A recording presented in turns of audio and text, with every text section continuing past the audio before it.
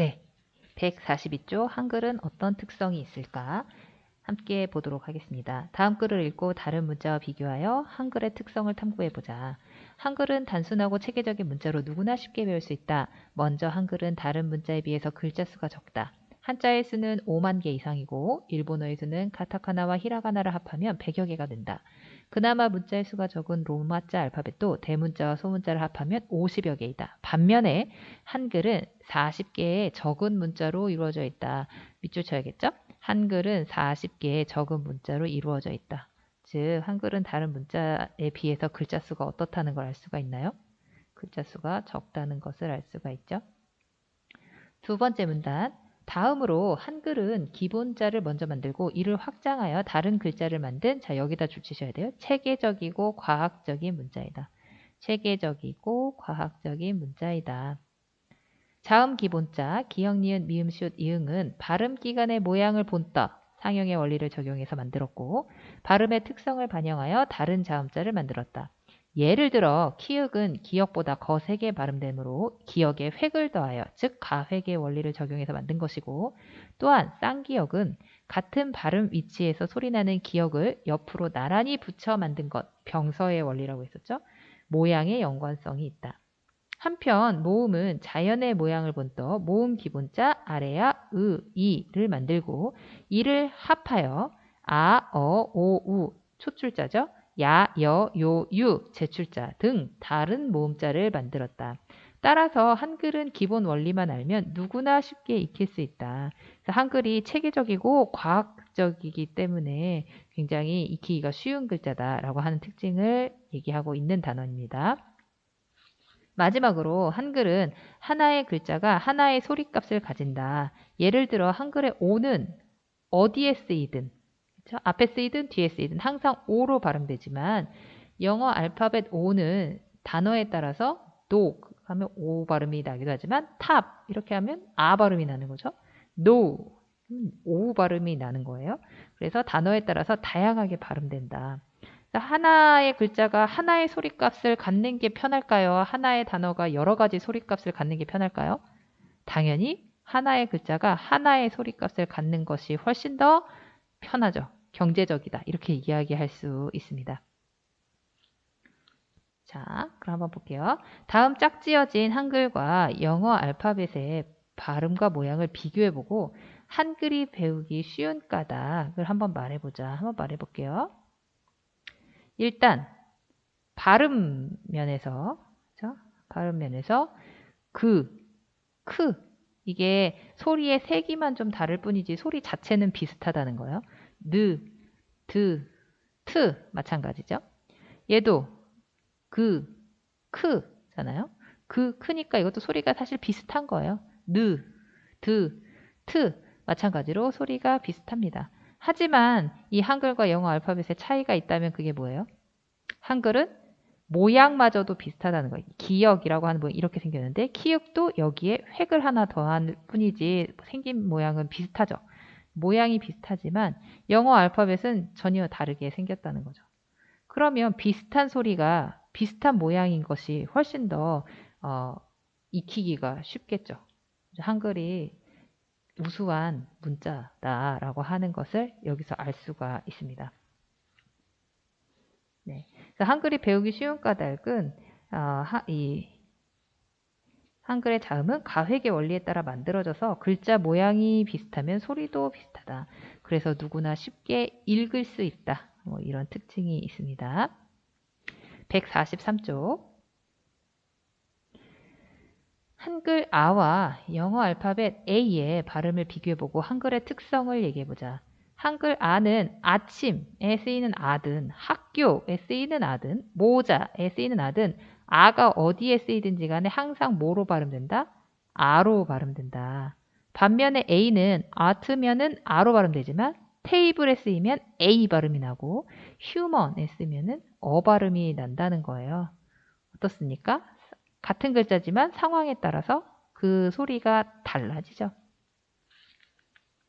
여러분 이렇게 쓰시면 되겠습니다. 영어 알파벳은 하나의 문자가 다양한 소리를 내는데 반해서 한글은 하나의 문자가 하나의 소리를 내기 때문에 당연히 한글이 배우기가 쉽다. 이렇게 얘기할 수 있는 거죠.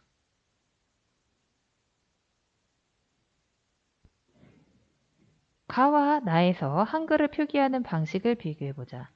저희는 가처럼 쓰죠. 나처럼 풀어 쓰지 않습니다. 가는 합쳐 쓰는 것이고 나는 풀어 쓰는 거예요.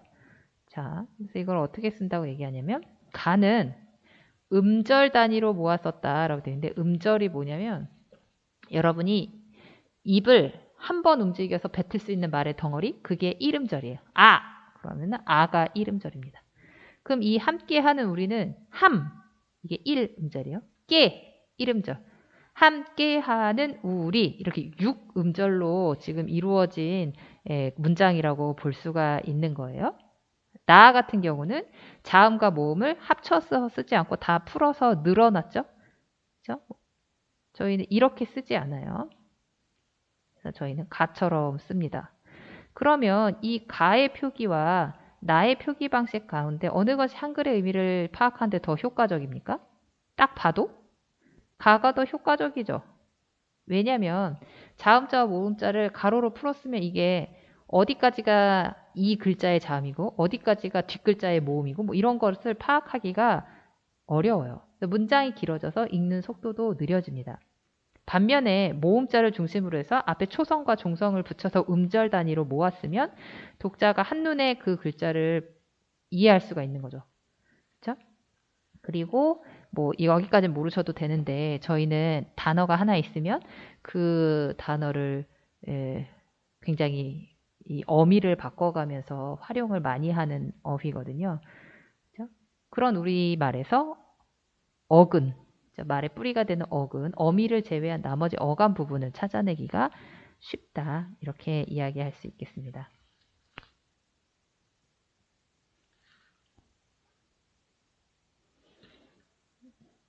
네.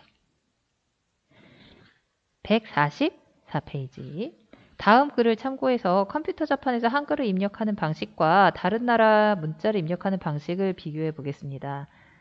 그래서 글을 보면 중국의 한자와 일본의 가나는 알파벳으로 발음을 입력하고 나서 해당 문자로 변환해야 한다. 자판에 표시된 문자가 입력하는 즉시 기록되는 한글의 컴퓨터 업무 능력은 중국의 한자나 일본의 가나보다 7배 이상 경제적인 효과가 있다. 7배 이상 빠르고 그만큼 7배 이상 일할 수 있다. 이런 뜻입니다. 그래서 한글을 자판으로 입력할 때는 봄이 왔다를 입력하려면 비읍, 오, 미음 이것을 눌러서 합치면 되는 거죠. 그렇죠? 또 왼쪽에 컴퓨터 키보드를 보면은 왼쪽에 자음, 그다음 오른쪽에는 모음 해서 왼손과 오른손을 번갈아 가면서 쓸 수 있게끔 잘 만들어 놨어요. 반면에 중국의 한자를 입력할 때는 일단 이 중국말을 읽는 그 병음이라고 하는데 그 병음을 알파벳으로 일단 입력하고 전 사실 이거 읽을 줄 모르는데 이 뒤에 있는 이 도자 우리는 도라고 있는데 한문으로는 다오라고 있나 봐요. 그 다오를 먼저 입력하고 그리고 이어서 같은 글자를 찾는 거예요. 찾아서 선택하는 거죠. 이렇게 글자마다 영어로 치고 그 영어에 해당하는 다른 한자를 찾고 이렇게 하나씩 하나씩 찾아서 해야 하는 거예요. 딱 봐도 어느 쪽이 훨씬 빠르겠어요? 한글이 훨씬 빠르겠죠? 네. 그래서 가 같은 경우에는 입력하려는 글자를 컴퓨터 자판에서 바로 입력할 수 있다. 왼손은 자음자를, 오른손은 모음자를 입력하게 되어 있어서 주로 왼손과 오른손을 번갈아 가면서 글자를 입력할 수 있다. 반면에 중국어 같은 경우는 입력하려는 글자의 발음을 로마자 알파벳으로 입력하고 그 음가에 맞는 한자가 뜨면 그 중에 해당하는 한자를 선택하게 됩니다. 얼마나 번거롭겠어요? 그래서 우리는 카카오톡 이런 걸 많이 쓰잖아요. 카카오톡, 뭐 라인, 또 뭐 있어요? 뭐 이런 메신저로 글을 보내는 메신저를 굉장히 많이 쓰는데 중국 같은 경우에는 위챗이라고 있어요. 위챗. 뭐 중국 발음으로 웨이신 이렇게 이야기하는데 위챗을 사용하는데 위챗에는 어떤 기능이 있냐면 이게 글자를 쳐서, 영어를 쳐서, 한문을 선택해서 자기가 이렇게 문자를 보낼 시간이 너무 많이 걸리니까 자기 목소리, 음성을 녹음하는 기능이 있어요. 그래서 그냥 녹음해서 그 녹음된 그 음성을 보내는 거죠. 근데 그럴 거면 왜 전화를 하지 문자를 하는지 모르겠지만 어쨌든 그런 기능이 있다라고 하는 건 예, 한자를 이 문자 메시지로 쳐서 보내는 게 굉장히 번거로운 일이다라는 것을 보여주는 그런 모습이라고 볼 수 있죠. 자, 2번. 그래서 1을 참고해서 컴퓨터 자판에서 한글을 입력할 때 장점이 뭐겠어요? 네, 빠르고 쉽다죠. 쉽고 빠르게 입력할 수 있다. 됐나요? 네. 여러분은 영상으로 보고 있으니까 잠시 멈춤 버튼 누르고 다 쓰고 난 다음에 그 다음으로 넘어가실 수 있죠. 그래서 저는 바로 넘어가도록 하겠습니다. 145쪽. 그래서 생활 속에서 한글을 만든 원리를 바탕으로 휴대전화 자판을 만들어 보자 했는데 만들진 않겠고 한글을 만든 원리 정도만 한번 살펴보도록 하겠습니다. 그렇죠? 이 가 같은 경우에는 요새도 이 가 같은 버튼이 있나? 이 천지인이 있는 거 보니까 네, 이 자판을 사용하시는 분들도 있는 것 같긴 한데 자 보세요. 이거는 천지인이 있잖아요. 한글을 만든 원리 중에 당연히 모음의 창제 원리가 적용된 핸드폰 자판이라고 볼 수가 있죠. 오른쪽 보시면 기역이 있고 획 추가가 있잖아. 그럼 뭐야 이거는? 키읔을 만들려면 기역과 획 추가를 눌러야 하는 거잖아요. 이거는 자음의 창제 원리인 가획의 원리를 따르고 있는 자판이다. 이렇게 얘기할 수가 있는 거죠. 그쵸? 자, 그래서 이 가 같은 경우는 모음 기본자 아래야 이를 합하여 다른 모음자를 만드는 합성의 원리를 적용한 것이다. 이게 뭐 R을 만들려면 이거 치고 이거 쳐야 돼요. 지금은 사실 핸드폰 여러분 그 컴퓨터 키보드처럼 쿼티를 다 모두 쓰기 때문에 이런 자판을 쓰는 친구는 많이 없겠지만 예전에 폴더폰이거나 그렇죠? 이 키보드가 너무 작아서 키보드 자판으로 만들면 너무 작아서 어르신들 할머니 할아버지들은 요 자판을 두고 많이 쓰시죠. 그렇죠? 합성의 원리를 적용하였다. 그럼 나는 어떻습니까? 획 추가 자판을 이용해서 자음 기본자에서 획을 추가하여 다른 자음자를 만드는 가획의 원리를 적용한 그런 핸드폰 자판이다라고 얘기할 수 있겠습니다.